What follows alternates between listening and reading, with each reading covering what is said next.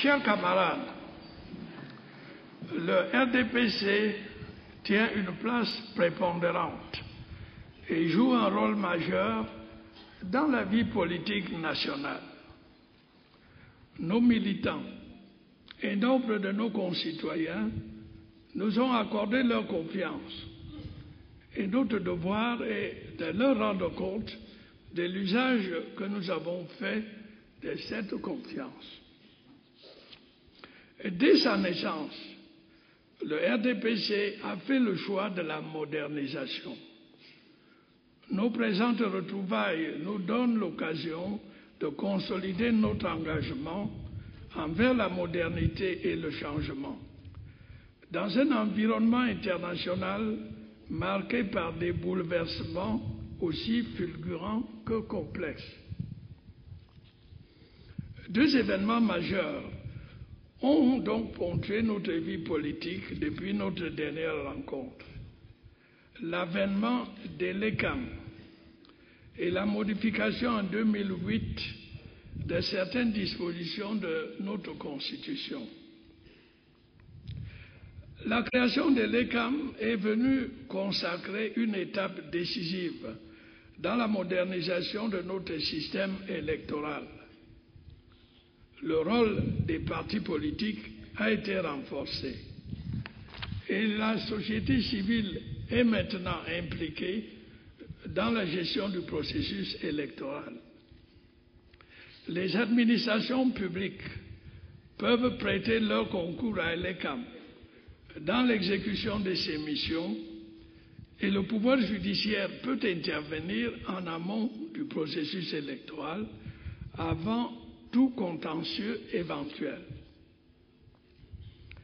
L'indépendance et la neutralité de l'ECAM sont garanties, tout comme la bonne organisation technique et matérielle des scrutins, au même titre que l'ordre et la sécurité des opérations de vote.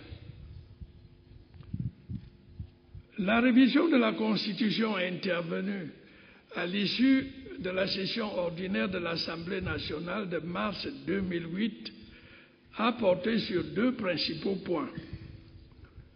D'abord, la levée de la limitation des mandats présidentiels et la mise en mouvement d'une dynamique pour parachever le processus de décentralisation.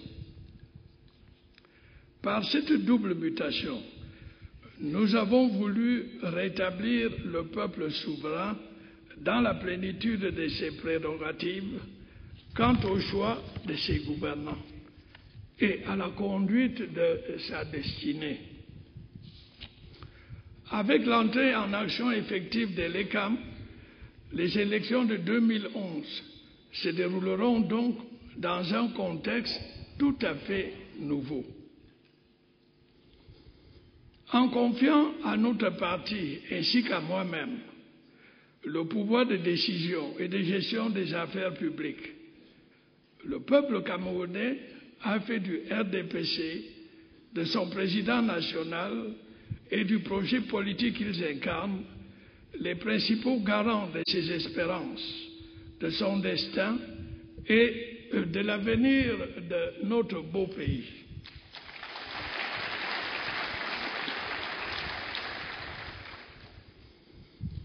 Qu'avons-nous donc fait des espoirs fondés sur nous par nos compatriotes?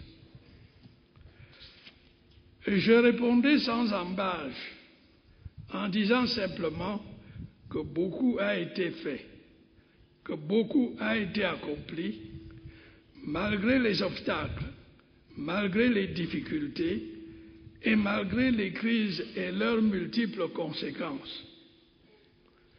Et j'ajoute, au risque de chagriner les champions de la critique pour la critique,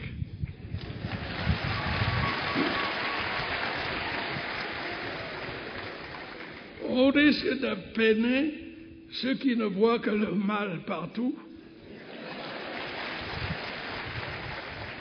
au risque de décevoir les ténors de la péroraison creuse, et d'affliger des monumenteurs du chaos.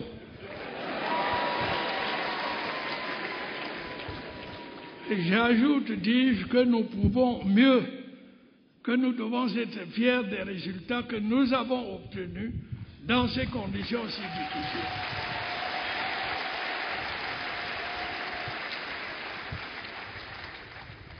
Pour le bien du Cameroun et du peuple camerounais.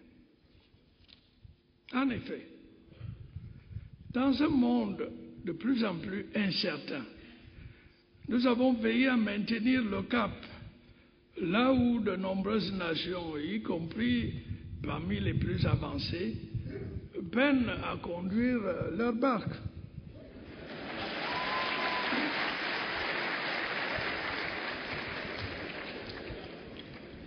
Au plan politique, nous avons poursuivi notre politique d'ouverture en direction des autres formations politiques et de la société civile.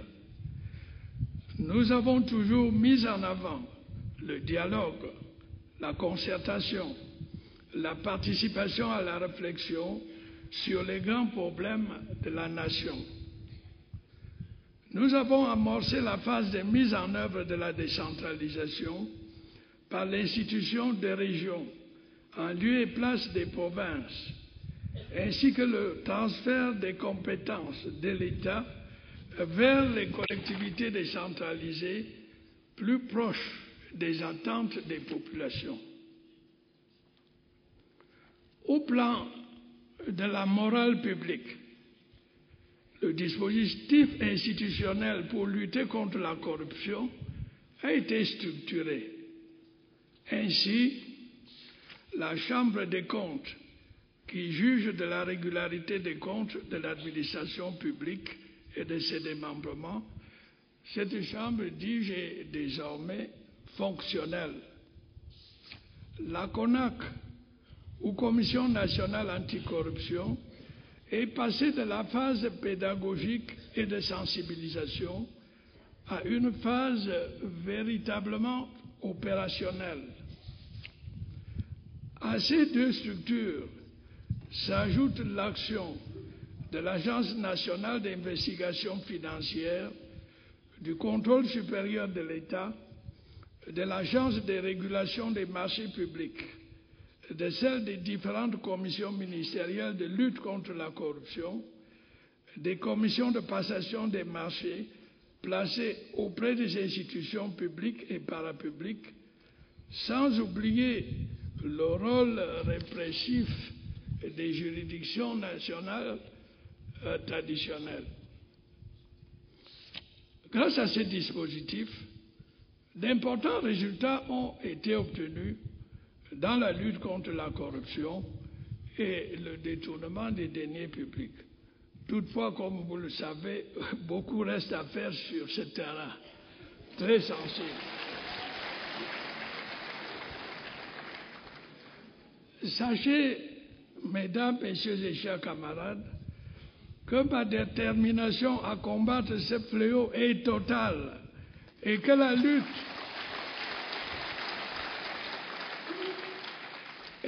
lutte contre la corruption va se poursuivre en s'intensifiant.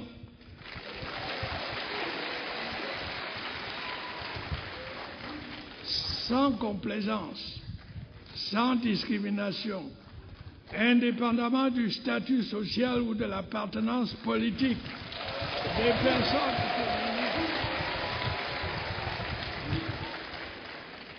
Personne ne pourra se considérer comme étant au-dessus des lois.